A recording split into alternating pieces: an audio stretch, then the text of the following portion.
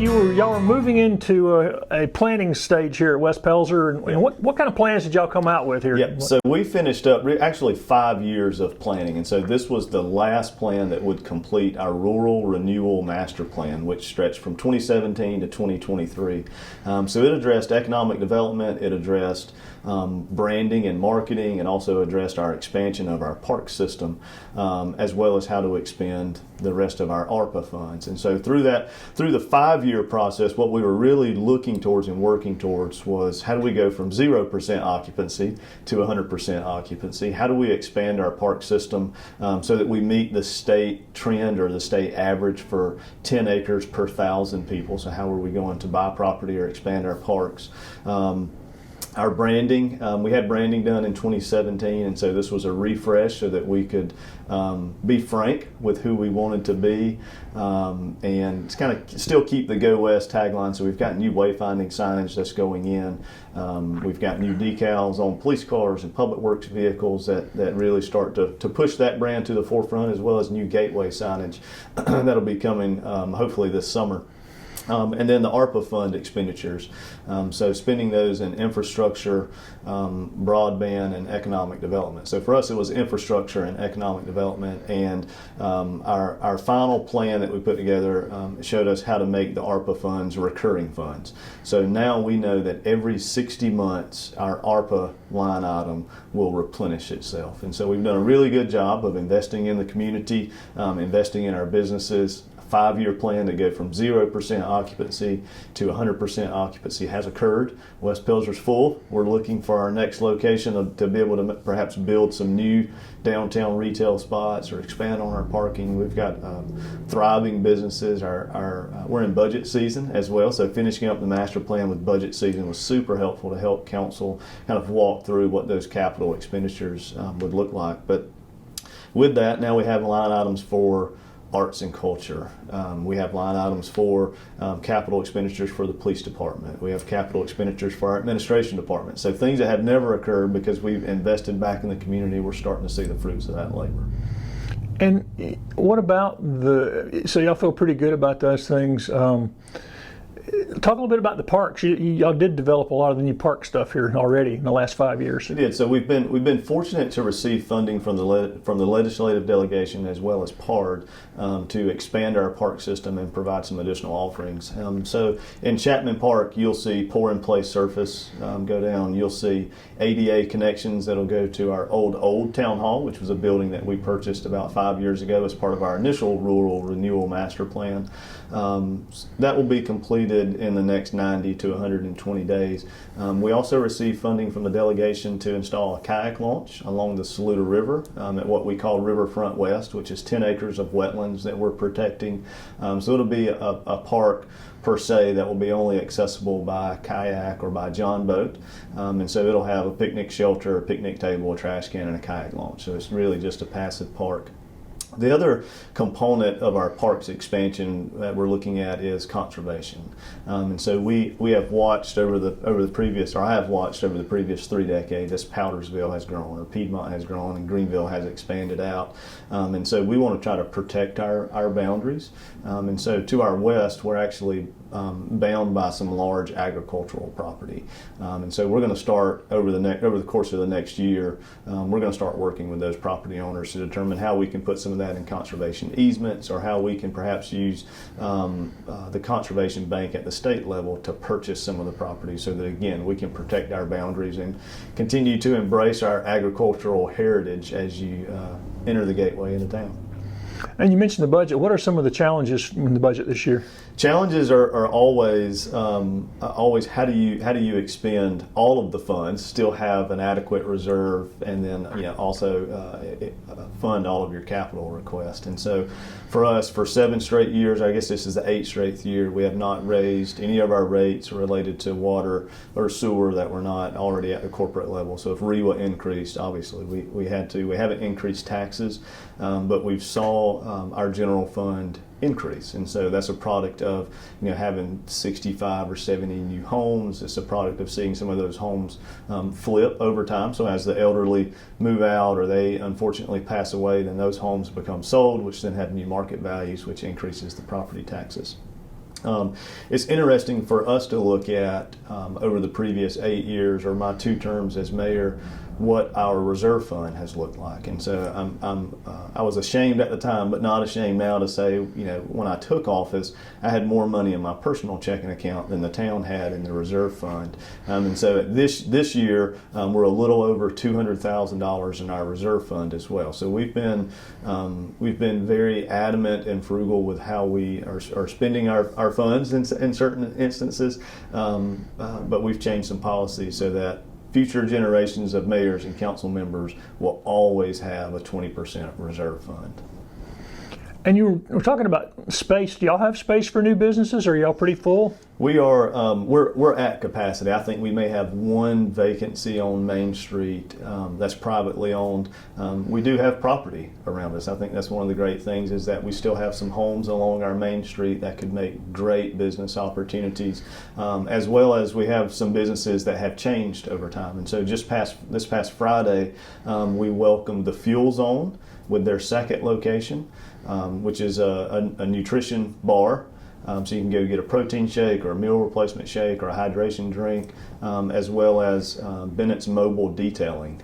So it's a detailing shop that does corporate work, but they travel to your location and do it. And that was a great adaptive reuse for a building on Main Street that was an old service station. It's at 40 Main Street. So you can go visit the Fuel Zone, hang out with Molly and Josh, and let them tell you why West Pelzer is important. At the ribbon cutting, it was very moving to hear Molly talk about this. Felt like a family. This felt different than their other location, which is in Easley off of the 153 and 123 bypass. So this is definitely what we've instilled over the previous 5 years and talked about as part of our master plan is actually coming to life when other people or businesses start telling the story for you. And as you grow on Main Street, is there enough housing going up for the growth you need? There is, and so we've been blessed that we do not want to turn into suburbia, and so all of our current development has all occurred without annexation. So it's all infill development or was vacant property. We have an annexation coming up next month that is a church that's located on Palmetto Road. Some would say, why would you annex the church? There are no taxes. There's no benefit to having a church in your city limits if you look at it from a government value. But we go back to our 2017 master plan that tells us that faith, family, and friendships are the most important. And so if a church wants to annex in, we're going to gladly take you in, put you in as part of the West Pelzer family. One of the most visible changes is new mural out here. Yep. Tell people how that came to be. Yep. So it was really a fast project that happened. We had a private donor give us $5,000 that could only go towards arts and culture in West Pelzer. And so we had this 15-foot tall and 80-foot long blank wall adjacent to Chapman Park that was owned by the town as part of our municipal center. We're fortunate that we have the Grand Gallery, and post-COVID we haven't opened it back up, but we had artists come in every other month from Furman and Clemson and AU and the surrounding area that would exhibit their work. Through that, we met Grace Gilbert, who now lives in Nashville, and we approached her and said, look, this is all the money we have. It's a private donation. We want you to come up with a couple ideas of what this mural would look like. I think she hit a home run. It really kind of speaks towards the laid-back character of West Pelzer. You can see the sun setting or rising, according on how you want to look at. You can see the trees. You see the agricultural property that I talked about earlier. That's our gateway into town, and it's super vibrant and bright. And that's the other component that we wanted. We didn't want a historical, mural that talked about, or that had a picture of a water tower or a railroad track. We wanted something that was fun, that you could interact with. And just this past weekend, there was a lady that had 2 or 3 dogs out, and she was positioning them in front of the mural to take a photo. And there's also a couple of Easter eggs in the mural, so I encourage you to try to find what those eggs are out there. And I'll give you a hint. One of them's right in the wood line, and it's probably the most evasive creature ever. And so you've had pretty good feedback from the community about the mural? Absolutely. So our number one ask now is, hey, I have a building in town. Can I get a mural on the side of it too? So in this year's budget, we've got some money for additional murals, and we're always talking to the local business owners or property owners, kind of see how we can improve that through use of perhaps our hospitality tax would be a good use of encouraging that. And that's a growing trend in cities, right? Murals on the buildings? Absolutely it is. It's a growing trend, and it's a growing trend for them to be interactive and vibrant. And so I don't want to say that gone are the days of the historical murals, because there's a time and a place for all of those. But for us, in West Pelzer, we want to make sure that we tell a story, which I've almost harped on for the previous 8 years. If I don't tell the story of West Pelzer and the mayor's not the chief storyteller, then you make up your own story, and that's what we don't want to happen. Because I joke when I give speeches that if I don't tell you the story of West Pelzer, then you'll call us Meth Pelzer. So I'm going to make sure that I permanently fix that trend by telling the story and letting other people tell the story with us. And part of that story you're talking about integrating into it, though, with the Frankville. Where is that? And tell people what that is. Absolutely. So West Pelzer was founded in 1913 as Frankville by John Franks. And so for almost 5 years, we were Frankville until the aldermen got together and changed the name to West Pelzer.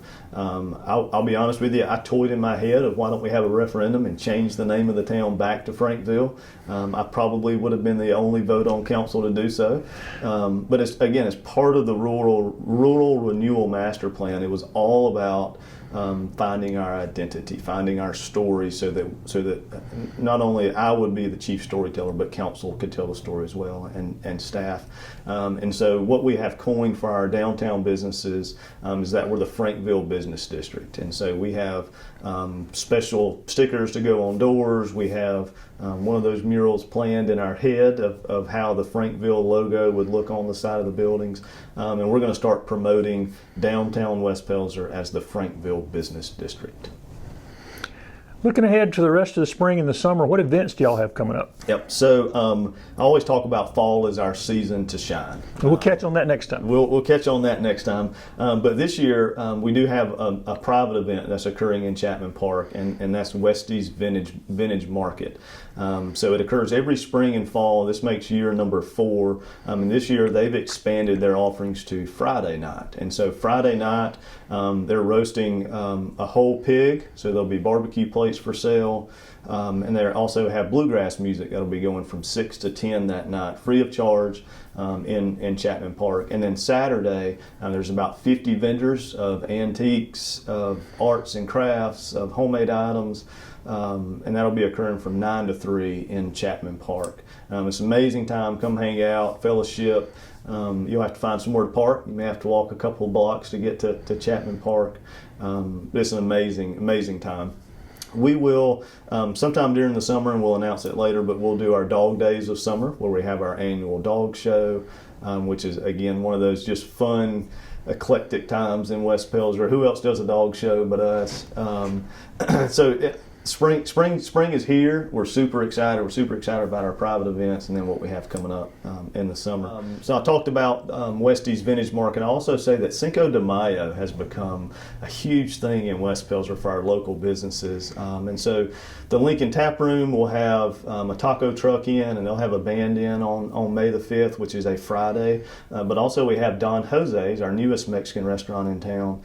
They'll have specials as well, but rumor has it they'll have a mechanical bull that you can ride outside. So it's going to be a huge festival type day in West Pelzer on Cinco de Mayo.